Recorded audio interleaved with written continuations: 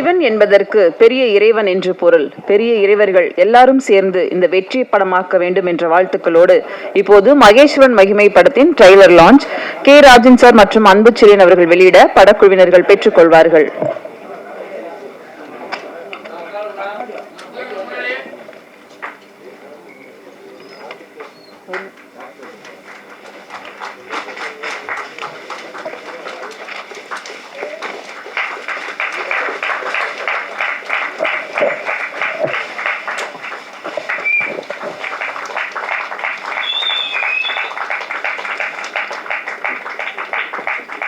Trailer launch விழாவிற்கு வந்திருந்து சிறப்பு செய்த அனைவருக்கும் எங்கள் அன்பும் நன்றியும்.